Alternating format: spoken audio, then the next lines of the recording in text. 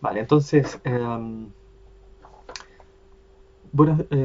hola a todos. Bienvenidos a esta primera clase de este coloquio o curso breve sobre que es del grafeno a los aislantes topológicos. En este curso esencialmente vamos a cubrir muchas cosas que tienen que ver con materiales muy nuevos, eh, bastante recientes y que realmente han cambiado muchos de los paradigmas que la gente tenía en materia condensada y en general en muchas áreas de la física. Así que espero que lo disfruten. En el medio de esta exposición les pido que se sientan totalmente libres de interrumpir y hacer preguntas. Es parte del espíritu que ustedes pregunten y se saquen dudas y demás. Así que por favor, es bien importante la realimentación y las preguntas que hagan. Vamos a empezar muy tranquilo. Este curso, esta primera clase va a ser algo bien general y de ahí vamos entrando en cosas más técnicas a, a medida que vamos avanzando en las semanas, ¿no? En principio este curso va a tener 5 semanas y vamos a tener 2 clases por semana, martes y jueves, 12 a 13:30. ¿Cómo está organizado? Primera parte, vamos a empezar introduciendo un poco los materiales que, sobre los que vamos a trabajar. Grafeno, aislantes topológicos, los voy a mencionar dentro de un contexto más genérico, que es el contexto de lo que la gente llama quantum materials. Um, puede parecer una especie de nombre sin sentido, porque uno dice todos los materiales al final son cuánticos, pero van a ver que no, que tiene mucho sentido armar esta clasificación que la gente llama quantum materials. De ahí vamos a hacer una introducción al grafeno, eso es lo que vamos a cubrir hoy. La lista de los temas que siguen está ahí. Vamos a seguir después con algunas propiedades de estructura electrónica de grafeno en distintas configuraciones. Después vamos a ir al tema de aislantes topológicos en 1D. Vamos a ver efecto Hall cuántico. Vamos a ver algunos de los modelos paradigmáticos, como lo que la gente llama modelo de Haldane, modelo de Kane-Melle. Y después vamos a entrar a algunos tópicos más avanzados, como estados topológicos en sistemas fuera de equilibrio, esencialmente fases topológicas inducidas por luz, sistemas no hermitianos, que son temas de investigación actual y bien recientes. Y después, bueno, el examen que va a ser una exposición sobre algún tema de una lista que les voy a mandar. Entonces, perdón, tengo un error. Entonces, vamos a iniciar con lo que corresponde a materiales. En general, este curso vamos a estar pensando en, como les dije, materiales muy nuevos. Sin embargo, la búsqueda de nuevos materiales es algo que nos ha acompañado por décadas, por centenios, milenios, y hacia atrás todo lo que uno se puede imaginar esencialmente están ligados a nuestra cultura, cómo desarrollamos cosas, desde buscar piedritas para darles mejores formas, a usarlas como herramienta, empezar a explotar metales como herramientas todavía más sofisticadas para distintas cosas. Eh, los materiales siempre han estado con nosotros definiendo eras, así que en ese contexto más general es donde se ubica lo que vamos a ver en este curso. Estos materiales muchas veces están en muchísimas cosas de la vida diaria que no nos damos cuenta. Por ejemplo, si pensamos en el término mercado negro, el término mercado negro tiene que ver con eh, uno de los orígenes que la gente le ascribe, tiene que ver con las minas de grafito que existían en Inglaterra, que alrededor de 1564, que eran las únicas, las más grandes de Europa. Estas minas de grafito producían este material que en ese momento era muy codiciado. Se usaban para hacer los moldes de las balas de cañón, que se usaban en distintos conflictos, eran cosas realmente muy codiciadas. Y, y el nombre mercado negro surge porque la gente que trabajaba en esas minas empezó a desarrollar cierto contrabando. Les pagaban tan poco que alguien se llevaba una placa pequeña de grafito en el bolsillo y eso equivalía al ingreso de probablemente un mes. Entonces se empezó a un cierto tráfico ilegal de este material y la gente que manipulaba esto quedaba con las manos marcadas, porque el grafito, como vamos a ver, es un material que se exfolia muy fácil, entonces uno termina con las manos como con una especie de grasa negra, que son estas capas de grafito que se despegan, y de ahí entonces como uno quedaba con las manos manchadas, de ahí el nombre de mercado negro. Y está hasta en los superhéroes. Hace poco el hombre de hierro cambió el hierro por grafeno y, y entonces es algo que permea nuestra cultura de diferentes formas. Lo que les voy a contar hoy es una breve introducción a esta muy primera parte que les había eh, mostrado en el plan del curso. Voy a comenzar poniendo esto en el contexto más general de lo que la gente hoy llama Quantum Materials, y de ahí vamos a entrar a un poco a indagar en la estructura del carbono, los distintos eh, alótropos del material y cómo llegamos hasta el grafeno, porque el grafeno es interesante antes de entrar en cosas más técnicas. ¿Preguntas ahí? Profesor, Sí. sí, se bajó la calidad del video, no sé si es solo para mí o para todos. Eh, A mí igual se me ha A mí estado igual se me... bajando. Sí, Sí. no se Igual, escucha igual nada. me pasó. Lo más probable es que haya un interregno cuando hago cambios, en que se ve con mala calidad al inicio y después mejora. No sé si les está mejorando. La verdad, No, a mí no. no mucho. no, como que No, empeora. les sugiero lo siguiente. Está inestable. Sí, Bajemos el video, todos, dejen solo el mío. Entonces tienen que pulsar es Control E para desactivar la cámara. Y vamos a ver si levanta. Quizá un problema de ancho de banda general.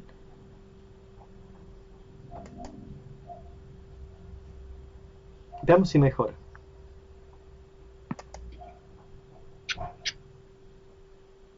¿Podemos seguir? todavía se ve mal. O A por lo mí me menos a cuesta mí. leer Igual al menos. Sí, a mí igual me cuesta leer un poco. se alcanza, pero cuesta. Pero Vamos, eh, sí. ahí Es, mejoró. hay mejora. Ahí mejoró. Sí. Yo Ahí creo, mejoró. Sí. yo creo que tiene que ver con el ancho de banda global de comunicación que usamos. Google lo que está haciendo es tratando de parsear el ancho de banda por comunicación. Entonces, si la comunicación global usa menos de ancho de banda, se redistribuye mejor. En eso ayuda a bajar los videos. Vamos a tratar entonces de Ahí se seguir. ve bien, profe. Se ve bien, genial. Genial, Sí, ahora lo está súper. logramos. Lo logramos. Yup. Ahí se ve Eh, bien. Vamos entonces a lo que son quantum materials. Quantum materials pareciera lo que la gente llama un misnomer o un nombre que no tiene sentido, eh, pero en realidad van a ver que tiene mucho sentido. En el curso, como les decía, tenemos dos cosas que vamos a estudiar: grafeno y aislantes topológicos en dos, tres dimensiones, en una dimensión. Em, Estos dos son ejemplos de lo que la gente llama quantum materials. ¿Qué son estos quantum materials? Bueno, realmente son un punto de confluencia de muchas áreas de la física. En términos generales, lo que podemos decir es que los efectos cuánticos están en todos lados, pero en algunos materiales se hacen evidentes en un rango de longitudes y de energías que es más amplio, en algunos casos hasta macroscópico. Ejemplos de estos materiales incluyen, por ejemplo, los superconductores, el grafeno, los aislantes topológicos, semimetales de Weyl, que también son unos metales topológicos, eh, líquidos de spin cuánticos y muchos más. Entonces, como ven, dentro de este paraguas de Quantum Materials está el grafeno y los aislantes topológicos, que son puntos centrales de este curso. Pero fíjense que en esa lista hay muchos materiales. Algunos ya se están usando en muchos lugares. Por ejemplo, si alguien se hace una resonancia magnética nuclear, está usando en el equipo en algún lado un superconductor, y un superconductor es un material que exhibe una coherencia cuántica macroscópica. Entonces, ese material claramente es lo que uno llamaría, de acuerdo a esa definición que puse arriba, un quantum material, porque tiene efectos que son evidentes en un rango muy amplio de escalas, incluso macroscópicas en el caso de los superconductores. Entonces, uno lo que diría es que algunos materiales son un poco más cuánticos, entre comillas, que otros. Y ahí están los quantum materials. Entonces, de ahí que ese es una especie de paraguas más grande para el contexto del curso. Fuentes para lograr propiedades de este tipo que sobrevivan a escalas de longitud y energía amplias, eh, incluyen dimensionalidad reducida, o sea, considerar materiales donde ahora los electrones se mueven en una dimensión efectiva que es inferior a 3, y las interacciones que pueden ser electrón-electrón, electrón-fonón, de diferentes tipos. Esas interacciones también en general dan lugar a estas propiedades que eventualmente pueden llegar a ser macroscópicas. ¿Hasta acá preguntas, dudas? Profesor, tengo una pregunta. Cuando dice esas interacciones, o sea, en realidad siempre están presentes, ¿o no? Sí, lo Pero que de pasa, alguna forma tienen las potencias, y ahí se vuelve material exacto, de flexibilidad. sí, las interacciones siempre están presentes, pero si los efectos son débiles, uno no ve consecuencias muy importantes de ellos. Y es lo que ocurre en la mayor parte de los materiales. La mayor parte de los materiales siempre hay interacciones, pero son suficientemente débiles como para que no tengan consecuencias muy importantes. Sin embargo, existen materiales donde los efectos de las interacciones son suficientemente fuertes como para dar lugar a efectos que son importantes y realmente redefinir el comportamiento del material inicial, ¿no? De lo que uno tenía inicialmente. Es lo que ocurre, por ejemplo, en el caso de los superconductores. Más preguntas.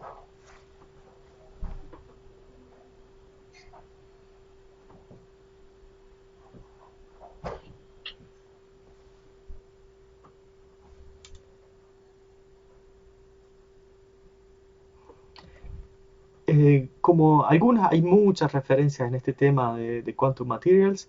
Um, en algún tiempo les voy a mandar una, el momento que se publique una propia. Eh, todavía no está disponible, pero por el momento una referencia que les puedo recomendar es este review, Physics of Quantum Materials. Es un Nature Physics que apareció en 2017 y ahí tienen un montón de material general sobre esto, y esta es una de las muchas referencias que podrían tomar sobre este tema.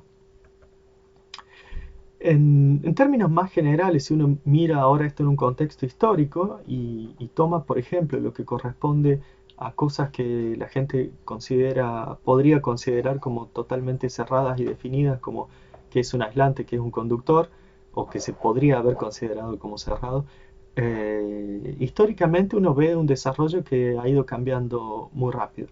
Por ejemplo, esta es una línea del tiempo. Está el link más abajo y ahí la pueden ver y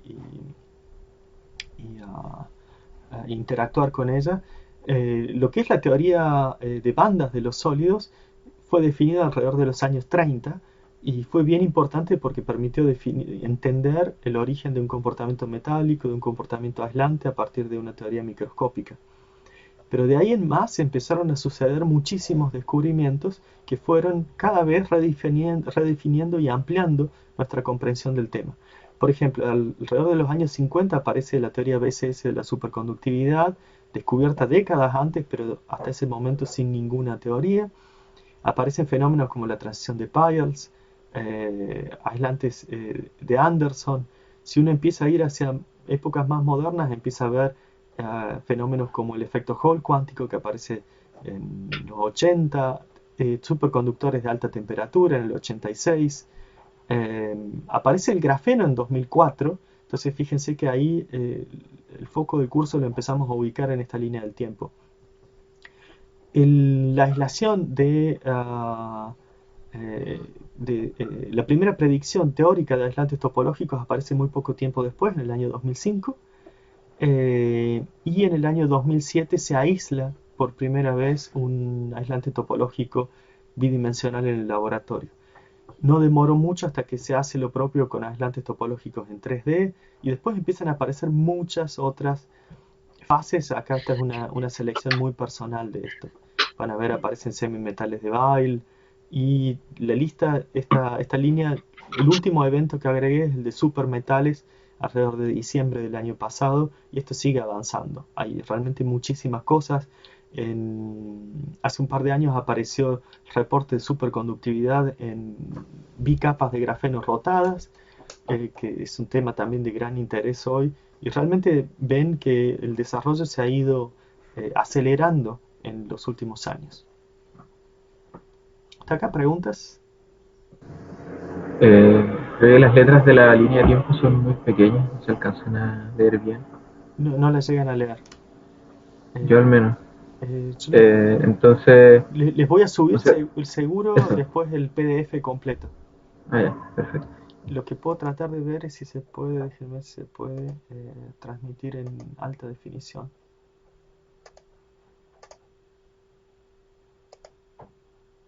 Fíjense si les mejora ahora la calidad. ¿Va a demorar un poquito?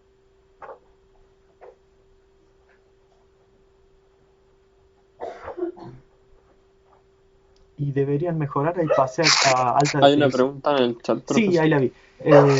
Gert pregunta sobre qué tiene que ver, dónde entra la dimensionalidad.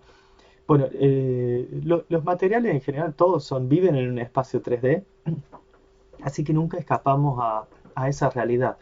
Ahora, cuando decimos que algunos materiales se comportan como bidimensionales, lo que queremos decir es que la longitud de onda de los electrones que se mueven ahí adentro ahora es comparable con una de las dimensiones, por ejemplo el espesor. Entonces hay confinamiento ahora en esa dirección, y en ese sentido tenemos una dimensión menos. No sé si eso responde a la pregunta.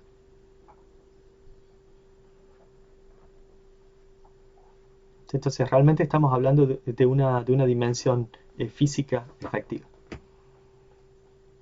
Bueno, espero que ahí les mejore un poquito la calidad de la imagen.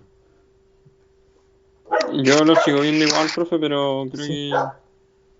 que podemos seguir, o sea, no sé si deberíamos detenernos tanto por eso. Vale, Sí, no, si no, yo lo que voy a perfecto. hacer es les voy a subir igualmente después esto en alta resolución con el PDF también, así lo tienen completo.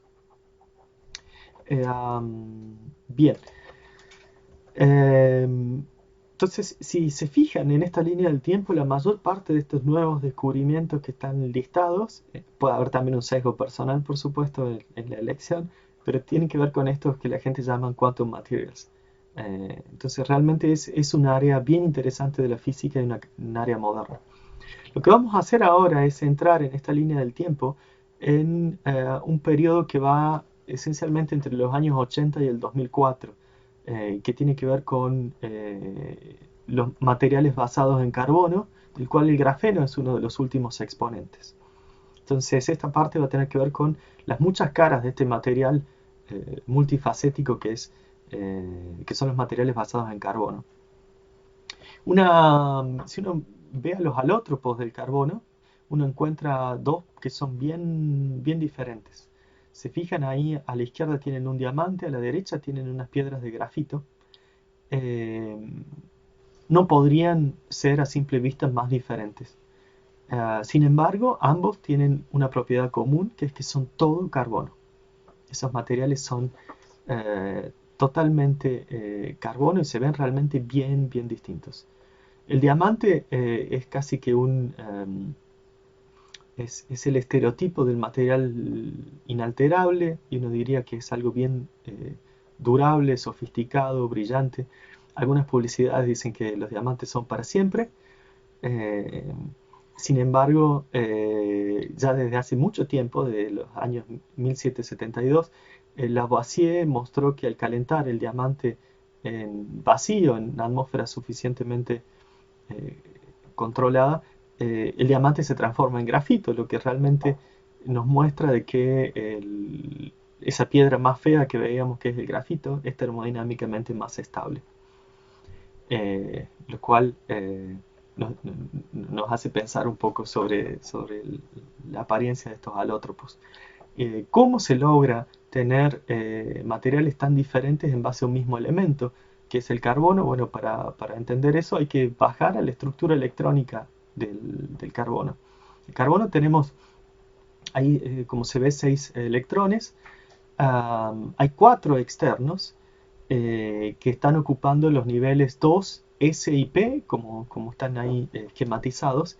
Y ahora, haciendo hibridizaciones entre estos orbitales, podemos lograr una estructura tridimensional, como se ve arriba, o una estructura planar, como está abajo, con orbitales que son lóbulos formando 120 grados.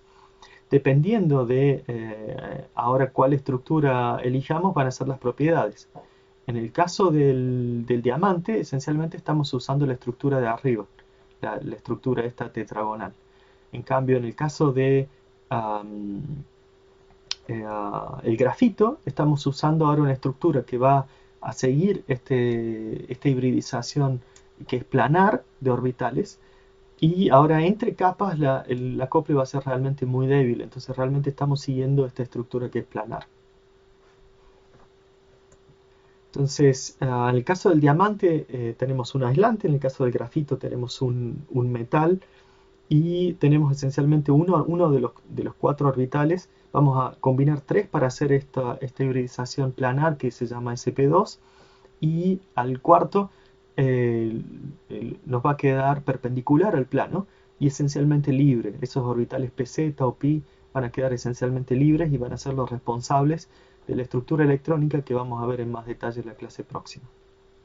Hasta acá preguntas.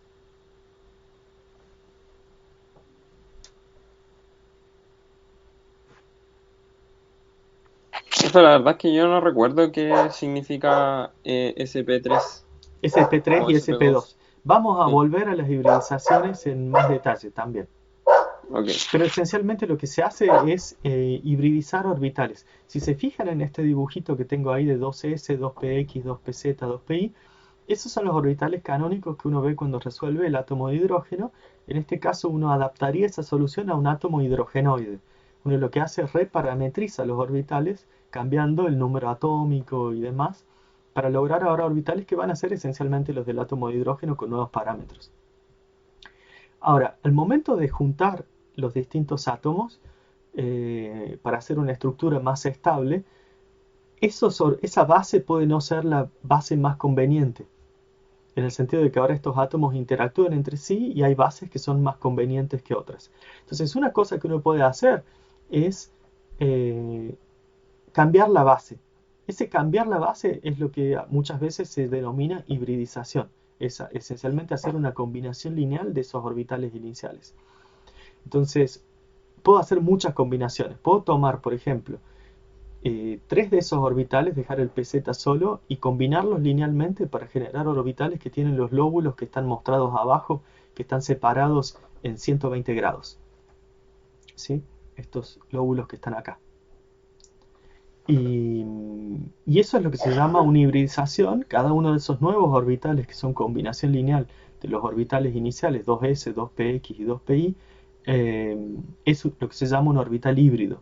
Y cada uno de esos es lo que se llama un orbital sp2.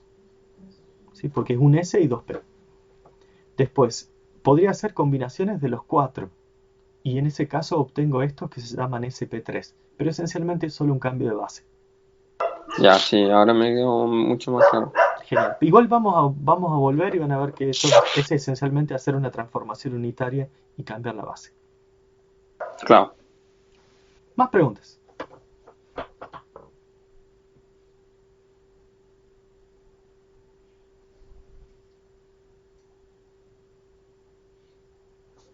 Vale, continuamos entonces. Hablamos entonces un poquito de las hibridizaciones, entendimos cómo se puede a partir del mismo elemento formar diamante o formar grafito. En el caso del grafito, el grafito es esencialmente el material de la mina de lápiz. Muchas veces para estos lápices, especialmente de dibujo y demás, uno usa lápiz de grafito, que son bien buscados y a la gente les gusta usarlos para hacer sus diseños.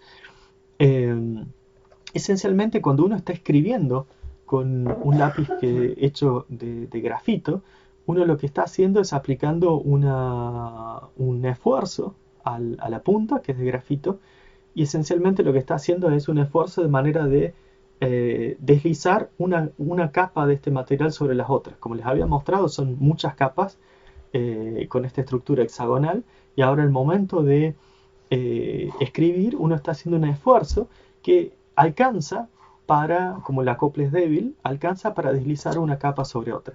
Entonces lo que ocurre es que uno, al escribir sobre un lápiz, sobre un papel con un lápiz de grafito, lo que está haciendo es dejando una estela de multicapas de este material. Entonces, esencialmente, esas capas tendrán distinto espesor. Una capa de un único átomo de espesor es lo que llamamos grafeno. Ahora, en toda la carrera para llegar hasta este punto, la gente, han habido muchos descubrimientos a lo largo del tiempo que nos han llevado a este estadio. Uno de los puntos de partida que uno podría elegir es el de los fullerenos, descubiertos alrededor de 1985 por Harry Kroto y colaboradores. Estos fullerenos reciben su nombre de unas estructuras que generó un arquitecto bastante futurista, que diseñó, por ejemplo, esta estructura que se ve ahí en la foto, que es una construcción que está en Montreal, en Canadá, y él hacía estructuras que tenían estas formas. Entonces la gente, el momento en que se dio cuenta de que había encontrado estructuras con estas formas, pensaron, son como las estructuras de este arquitecto, y por eso le llamaron fullerenos. El señor se llamaba Fuller. Poco tiempo después del descubrimiento de fullerenos, varios científicos empezaron a pensar en cómo estas pelotitas, como pelotitas de fútbol, se podían estirar y hacer crecer, eventualmente llegando a una estructura tipo tubo. Y eso experimentalmente, efectivamente, se encontró. Esas estructuras son las que llamamos nanotubos de carbono, y el descubrimiento, la mayor parte de la gente lo sitúa alrededor del año 91 con un trabajo de Iijima, aunque hay cierta controversia sobre eso. Finalmente, en 2004 se logra aislar una única capa de grafito, una capa de grafito de un único átomo de espesor, que es lo que se dio en llamar grafeno. Y ese es un trabajo de un equipo en Manchester, liderado por Konstantin Novoselov y Andre Geim, quienes logran ese proceso de aislación. Entonces pueden ver que si pensamos en los alótropos del carbono, hay toda una familia de distinta dimensionalidad: fullerenos, que son cero dimensional; nanotubos de carbono, que son una D; grafeno, que es bidimensional; y también hay otras variantes que usan hibridización SP, que ahora son lineales, y esos son estos que están acá a la derecha. Entonces hay realmente una variedad enorme de materiales. ¿Preguntas? Ahí me perdí. ¿Por qué dijo las dimensiones del fullereno? ¿Dijo cero dimensional? Sí, porque de manera efectiva se comporta como si fuera un punto. ¿Sí? Entonces ahí realmente hay confinamiento en las tres dimensiones. Ya, sí, claro. ¿Y el grafeno qué dimensión? 2D. Okay. Ahora uno tiene solo la limitación de movimiento a lo largo de la dirección perpendicular al plano. En el caso del nanotubo hay esencialmente confinamiento en todas las direcciones, salvo la dirección a lo largo del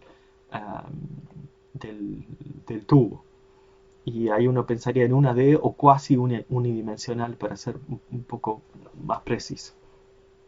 Entonces fíjense que es toda una familia de materiales del carbono.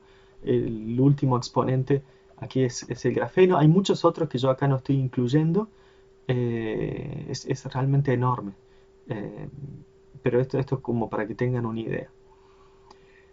Entonces, en el caso del grafeno, que es lo que la gente considera el primer cristal bidimensional, aislado en el laboratorio y comprendido y demás, la hibridización, como les decía, es sp2 más un pz que a veces se llama pi. Entonces, la forma de los orbitales es la que está esquematizada acá, es esencialmente, son estos tres lóbulos en el plano y uno perpendicular. Los del plano están a 120 grados y van a ser los que dan mayormente las propiedades mecánicas del material.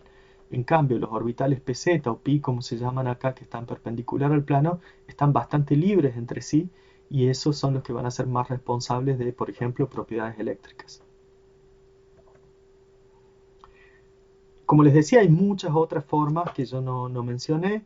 Existen versiones de nanodiamante, fullerenos mucho más grandes que el carbono 60 que les mostré.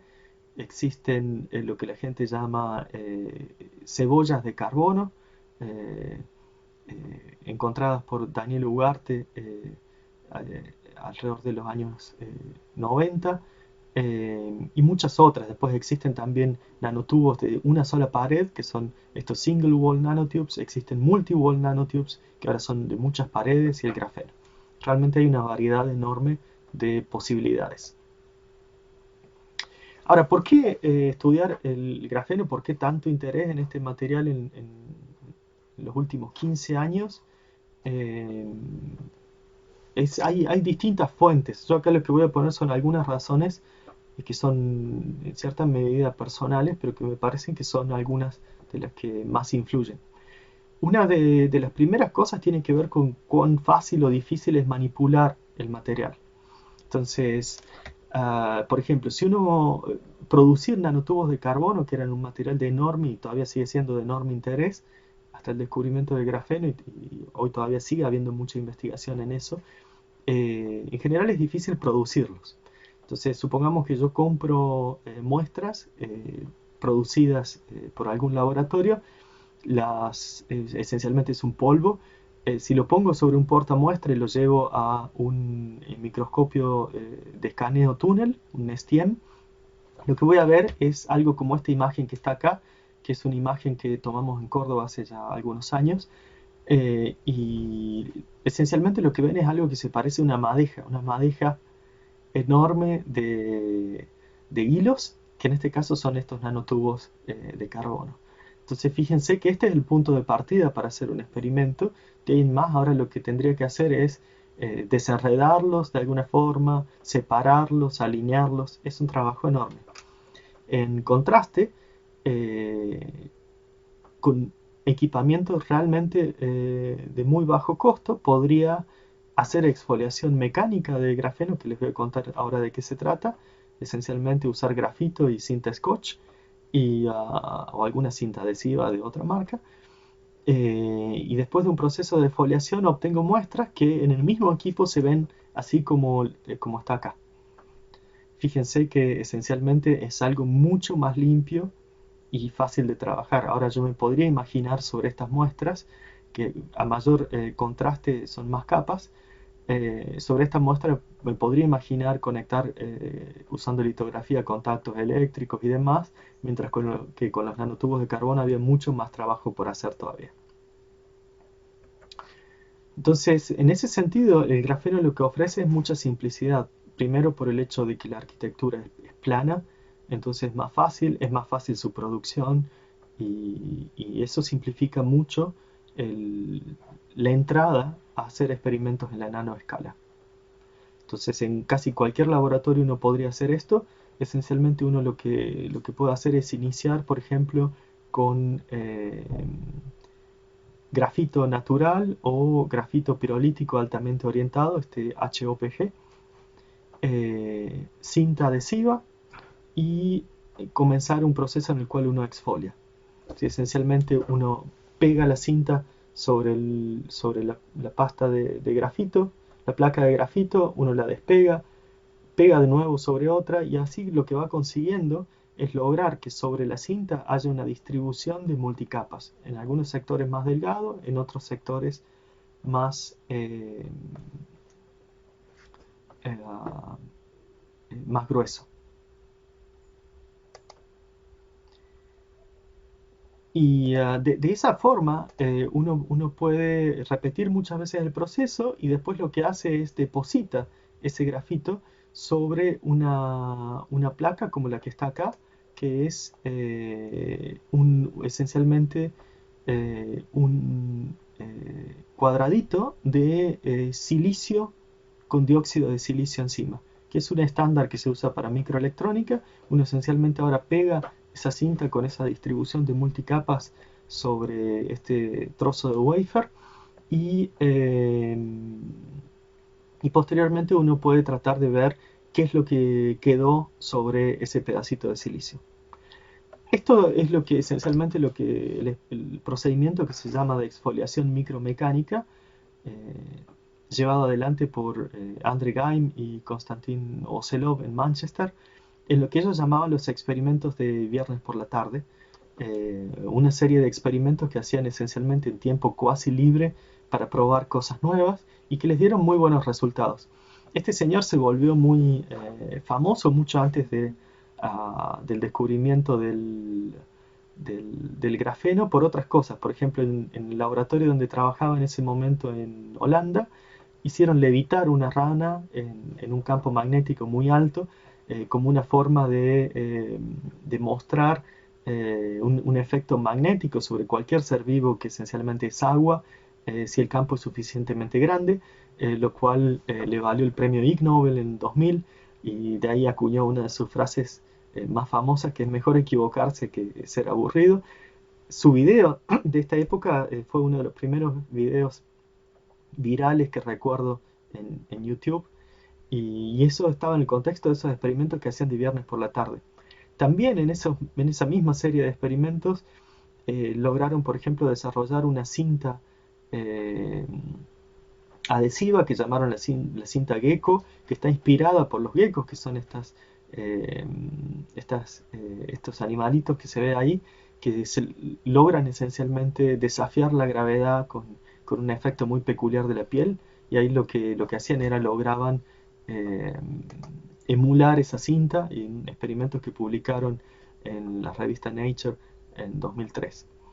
Eh, Uno de los últimos experimentos de esa serie era conseguir la muestra más delgada posible de grafito. Entonces pusieron un equipo para trabajar los viernes por la tarde en ese problema. Preguntas. Hasta acá dudas.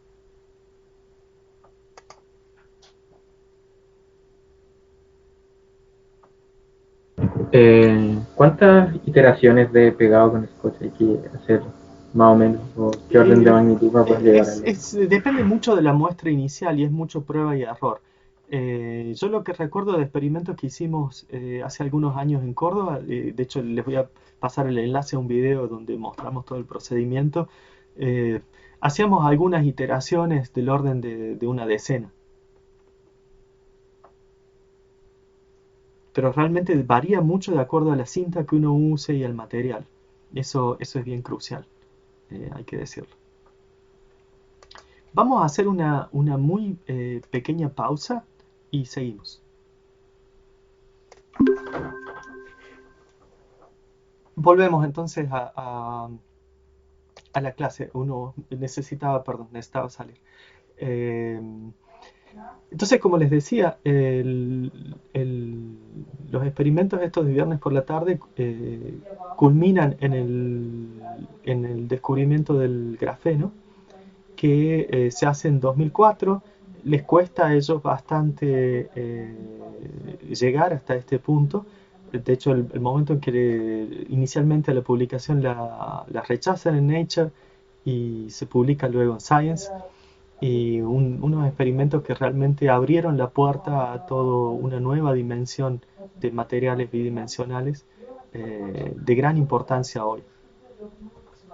Los trabajos que hacen desde ese momento en adelante les valen el Premio Nobel de Física en el año 2010. Entonces, como les decía, el grafeno ofrece una menor barrera de entrada a la nanoescala, punto que fue crucial para su desarrollo tan rápido comparado con otros materiales. Es un material que es excelente para hacer prototipos, investigación y demás. El procedimiento se los muestro ahora en más detalle en estas slides que están acá, cómo uno va logrando vía este proceso de exfoliación mecánica generar estas multicapas que después uno deposita sobre un chip de silicio con dióxido de silicio. Todo el procedimiento está además en ese video con la caracterización Raman de las muestras. Así es como se ven en el microscopio óptico de materiales, así es como se ven estas muestras. La muestra que se ve acá más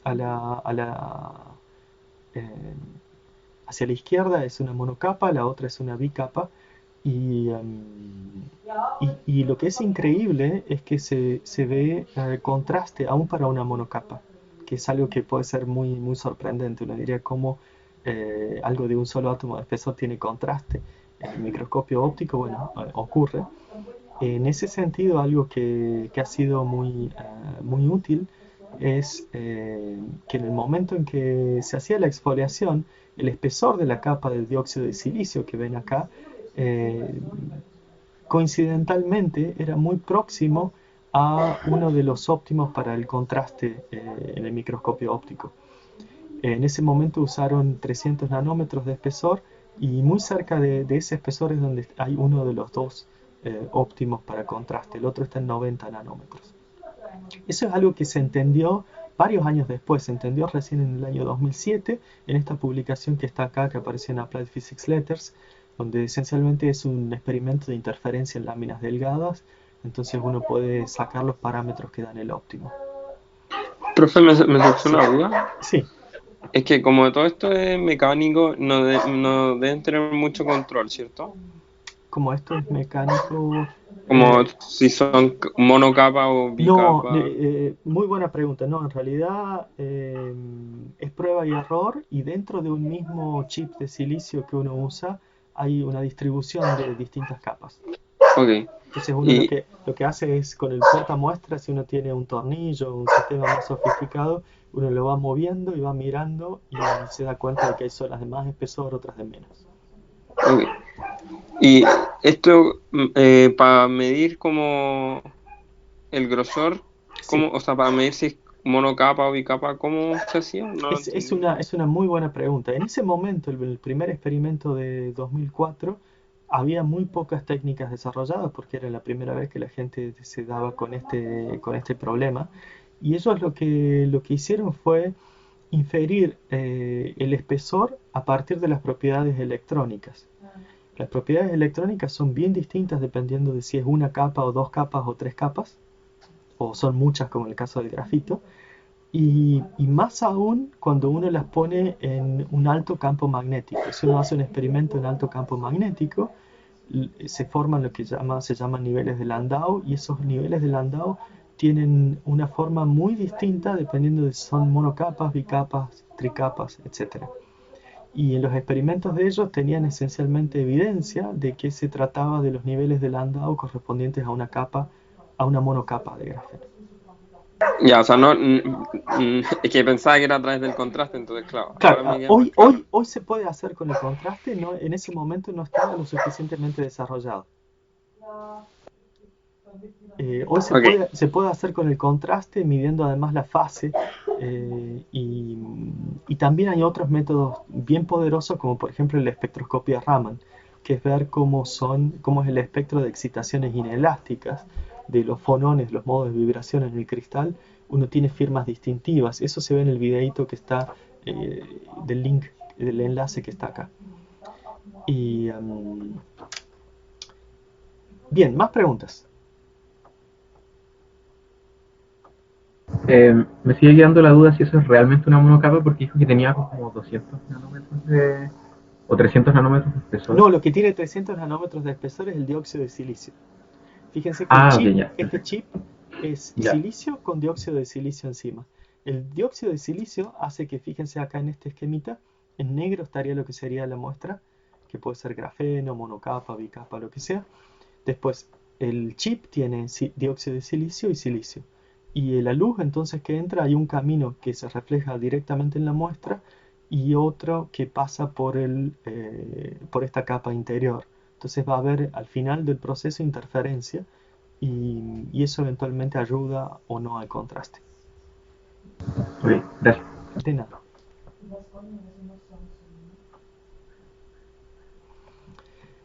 Bien, entonces acá pueden ver distintas imágenes de la misma muestra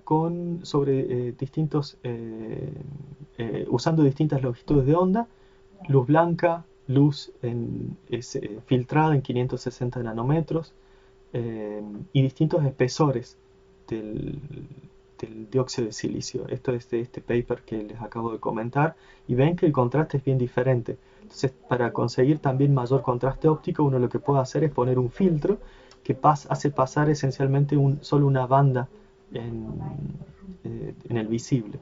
Y alrededor de 560 nanómetros también hay un óptimo que ayuda a verlo mejor, aún en un microscopio, que es bien importante. Estas son las curvas también del trabajo, donde se ve todo ese proceso de sintonización. Como les decía antes, uno puede usar también espectroscopía Raman, que es una forma de ver las firmas distintivas de las vibraciones de la red que dan información sobre la estructura. Eso también ayuda para determinar la estructura del material. Entonces, hay un video que se llama Grafeno, tan lejos, tan cerca, que está disponible en YouTube. Hay también una versión en inglés. Y tuvimos muchas visitas a ese video en esa época. No sé, creo que al menos llegamos a más de 100.000. Y los invito a que lo vean. Por otro lado, el grafeno, además de esta facilidad que les mostraba en lo que tiene que ver con la obtención y en el laboratorio y caracterizarlo, tiene también muchas propiedades récord.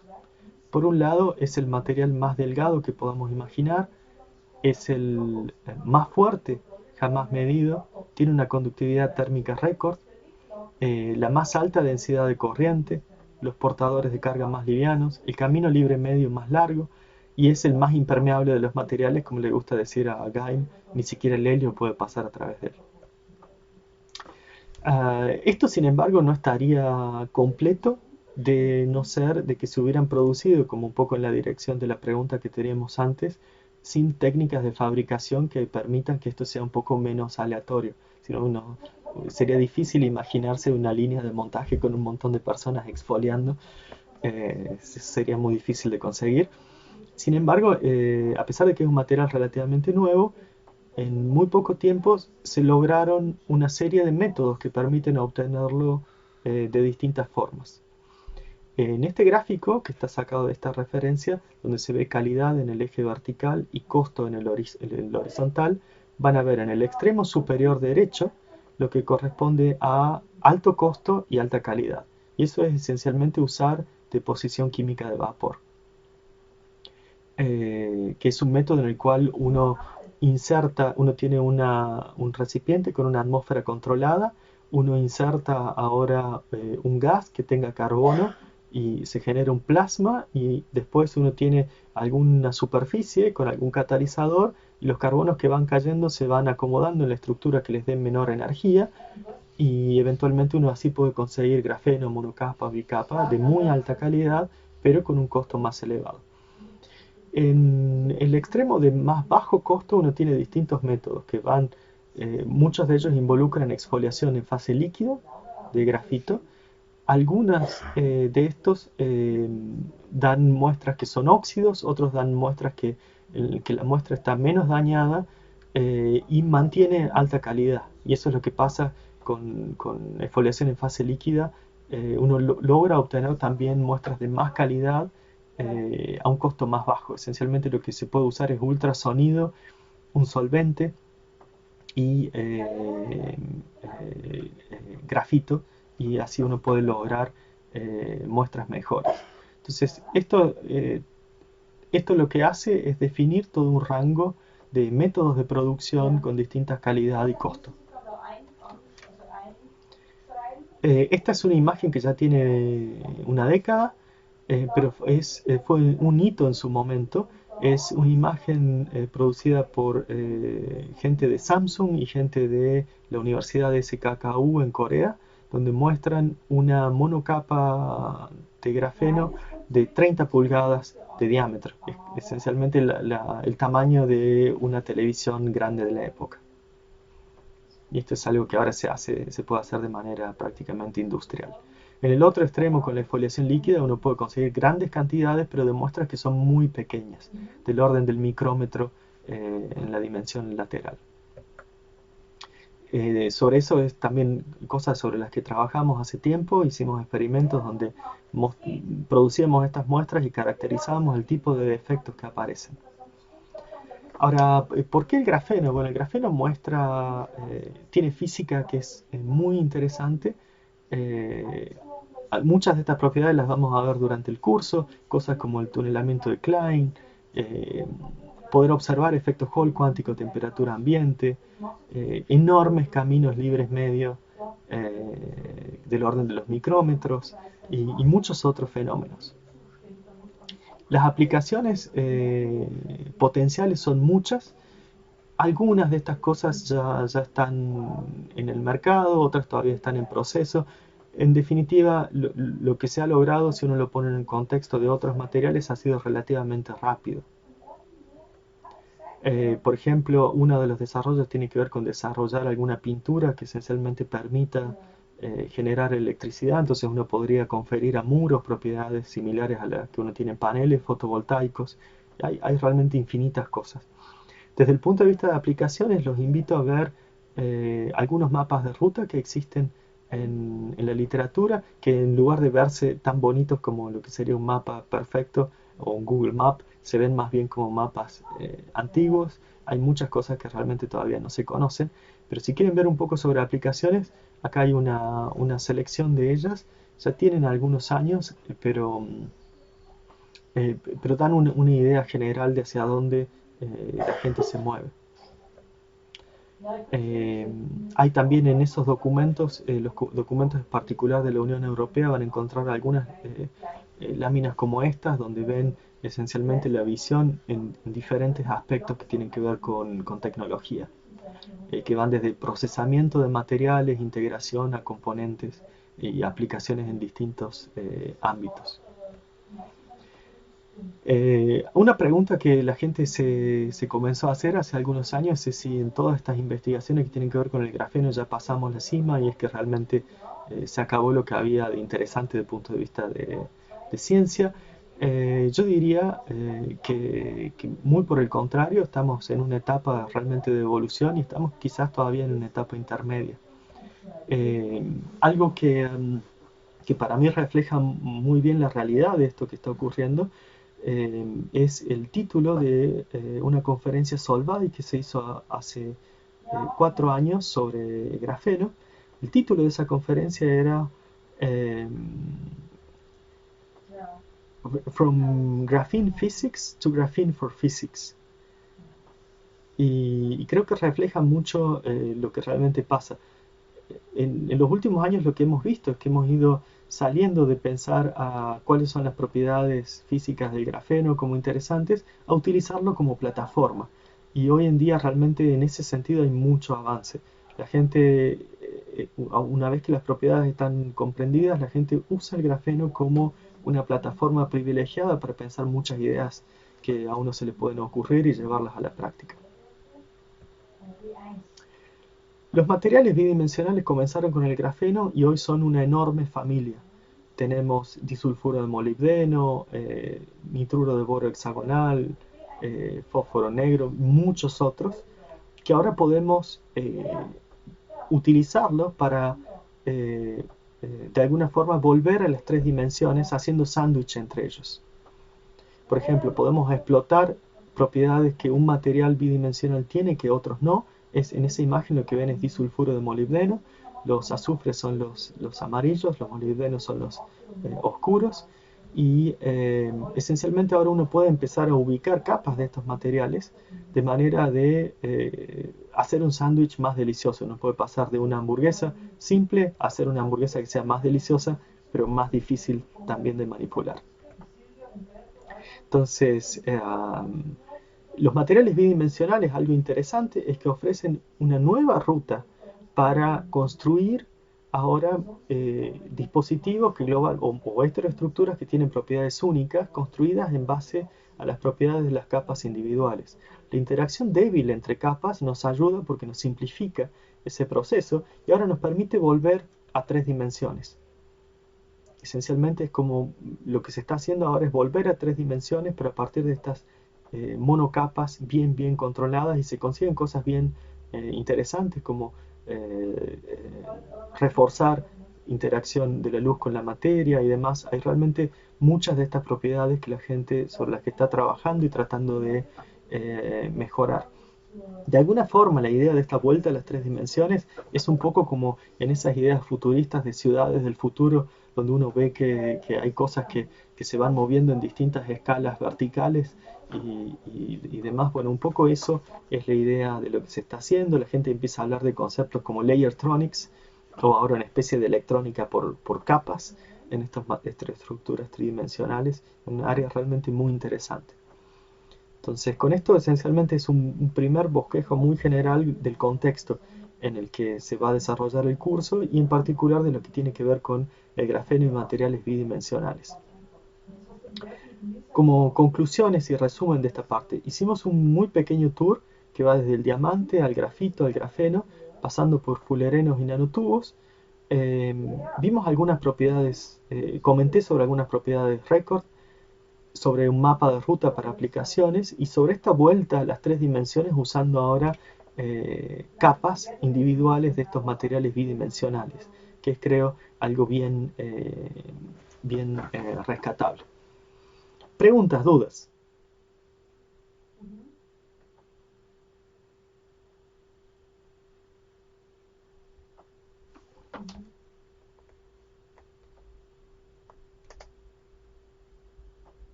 ¿Preguntas? Yo no tengo ninguna pregunta, profe. Muy bien. Era el Yo, grillo. yo No, tampoco. No. ninguna pregunta tampoco. No, tampoco, profe. ¿Cómo va hasta ahora? Está más o menos claro. Llegamos, ahí justo estamos llegando al límite del tiempo. Pero esto es una muy primera introducción general y ahora vamos a empezar con cosas un poco más técnicas.